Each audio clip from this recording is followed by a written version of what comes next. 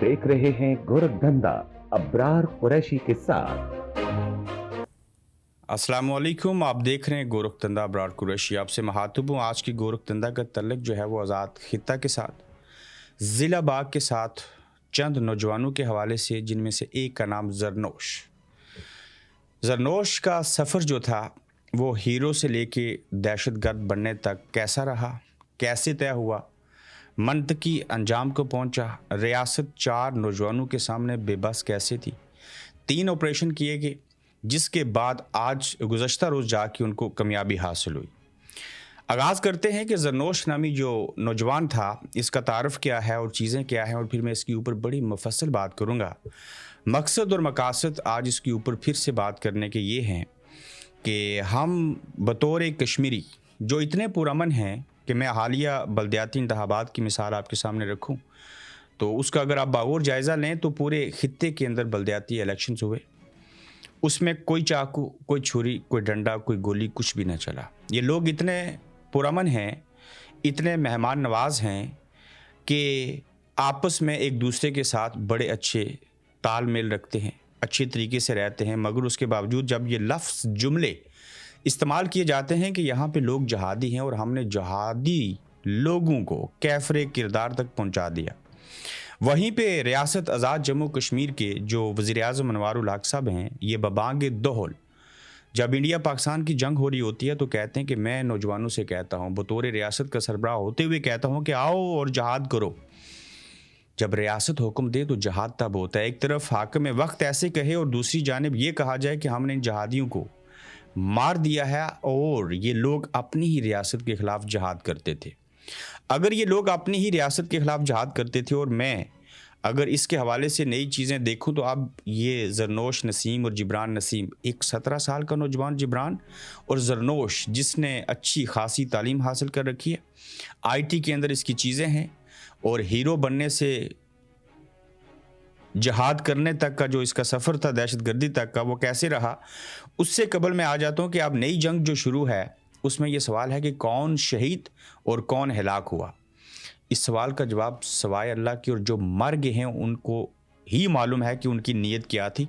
इसका जवाब कोई और नहीं दे सकता। इन दोनों भाइयों ने कभी भी रियासत में इंतशार फैलाने की कोशिश नहीं की, कभी किसी स्कूल पे हमला नहीं किया, कभी किसी मस्जिद में धमाका नहीं किया, कभी राह चलते किसी शख्स को गन पॉइंट के ऊपर नहीं लूटा। लेकिन आज इस वाक़ये के बाद और कुछ अरसा पहले से, तकरीबन 1 साल से, पिंडी से बाग के इलाके के लिए जो लोग सफ़र करते हैं, बाग से पिंडी या पिंडी से वापस बाग की जानिब, दिन में और रात में डरे और सहमे हुए होते हैं। कभी किसी भी रियासती इदारे के किसी अस्करी काफ़िले पर या इन इदारों पर कभी हमला किया, फिर वो सब जो सहूलतकार और नाम नहाद हुकूमत के टॉट का किरदार अदा कर रहे हैं, कैसे इनको दहशतगर्द कह सकते हैं? ये सवालात हैं। ऐसे कौन से अनासर हैं जिन्होंने नाम नहाद आज़ाद कश्मीर में 2 भाइयों को दहशतगर्दी की वजह बताकर घर छोड़ने पर मजबूर किया, अपनों ही की गोलियों का निशाना बन गए? हालात यहाँ तक पहुँचने की नौबत क्यों आई? ये तमाम कश्मीरी और बिलखुसूस नौजवान जो हैं वो ये सवालात पूछ रहे हैं। अब आ जाएं कि हीरो बनने से आज उसकी जान जाने तक ये सारा अमल कैसे हुआ और ये मामला था क्या। इससे कबल मैं आपको तारुफ करवा देता हूँ कि जो ज़रनोश था उसका तल्लुक ज़िला बाग से था। गांव का नाम गनीआबाद है, वालिद का नाम राजा नसीम है। अपने दौर में काफ़ी मशहूर रहे। उनके इलाके के लोग इस बारे में बाखूबी जानते हैं कि इनके वालिद मशहूर किस वजह से थे। ज़रनोश एक पढ़ा लिखा, साफ़ सुथरा और खूबरू नौजवान था।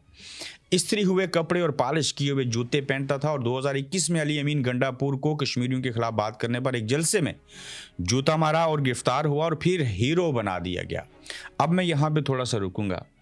जब उसको हीरो बनाया गया, इस बात के ऊपर कि अली अमीन गंडापुर कश्मीरियों के खिलाफ बात करता है, उसे किसने कहा था कि जूता मारो? इस उम्र में उसको कैसे शऊर आया?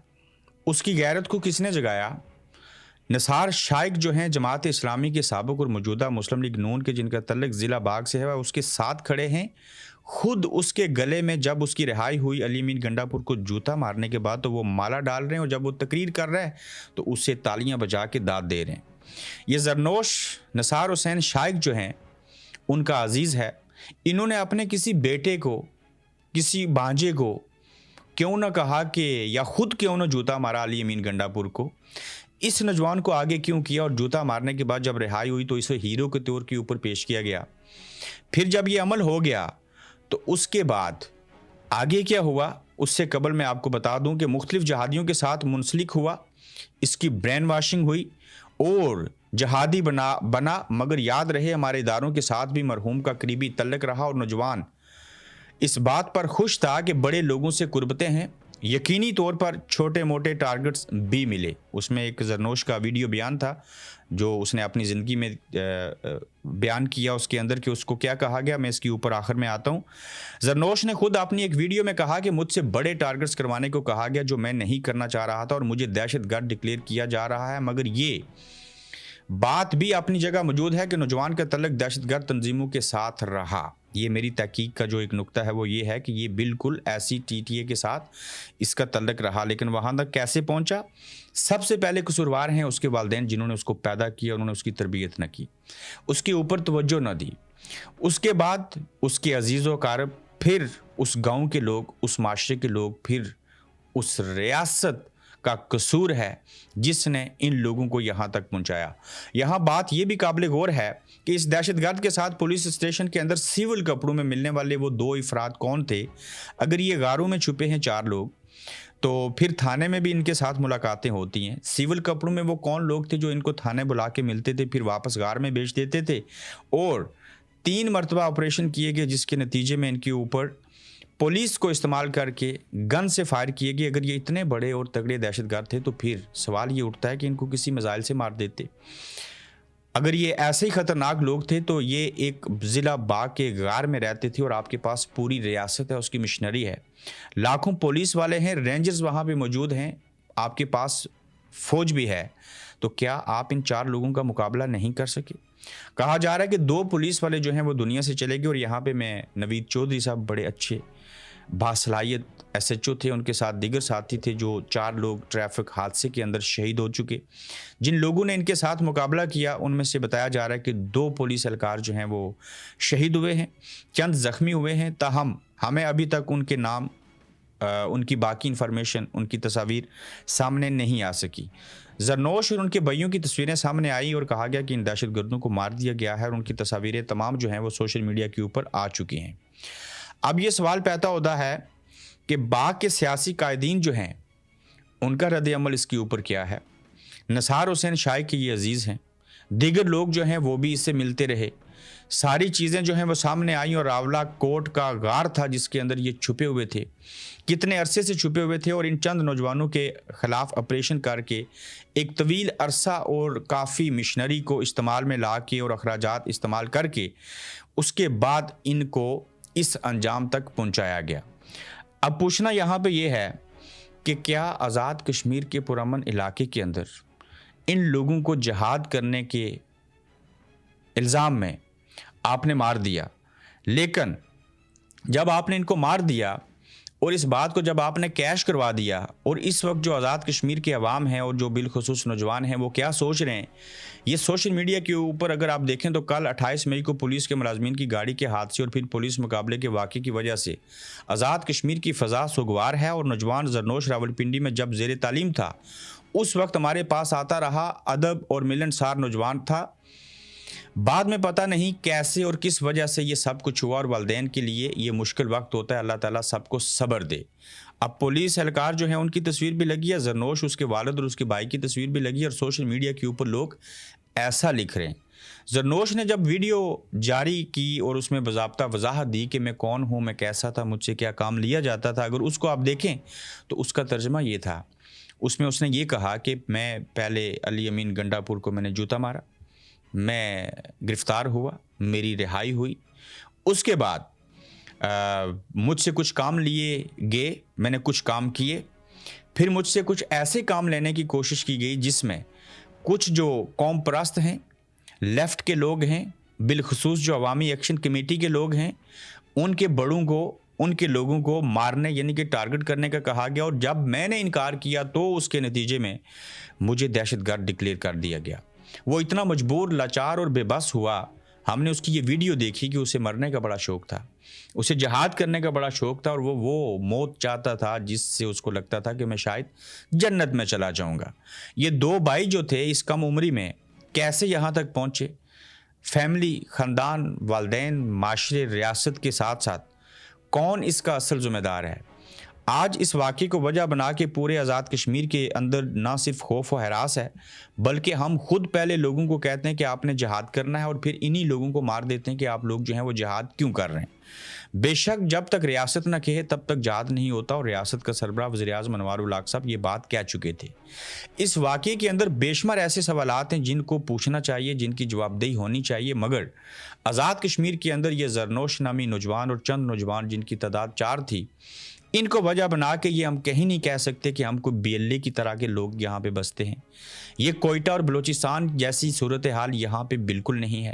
کشمیر ایک پرامن خطہ ہے, یہاں کے رہنے والے باسی بڑے مہمان نواز ہیں, اور یہاں پہ آپس میں اچھے طریقے سے لوگ رہتے ہیں. اور جب اس طرح کے حالات اور واقعات رونما ہوتے ہیں تو یقیناً لوگوں کے ذہنوں میں مختلف سوالات آتے ہیں کہ ان چیزوں کے پیچھے اصل محرکات کیا ہیں, آزاد کشمیر کی پرامن فضا کو کیوں خراب کیا جاتا ہے. اور پھر عوامی ایکشن کمیٹی آپ دیکھیے اتنی طاقتور, اتنی مضبوط ہو چکی ہے کہ وہ پہلے کہتے تھے بجلی اور آٹا سستا ہونا چاہیے, اب وہ کہہ رہے ہیں کہ 12 مہاجرین کی سیٹیں نہیں ہونی چاہیے.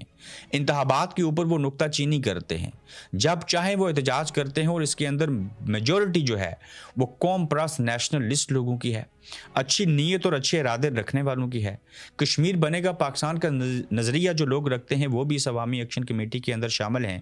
تو کیا اس واقعے کو وجہ بنا کے مستقبل کے اندر آزاد کشمیر میں کسی چیز کو بدلنے کی کوشش کی جائے گی, کسی چیز کو کنٹرول کرنے کی کوشش کی جائے گی, یا کیا ہوگا؟ مگر زرنوش ہیرو سے دہشت گرد کیسے بنا یہ آپ نے دیکھ لیا, اس کی زبانی آپ نے سن لیا, آج وہ دنیا سے چلا گیا.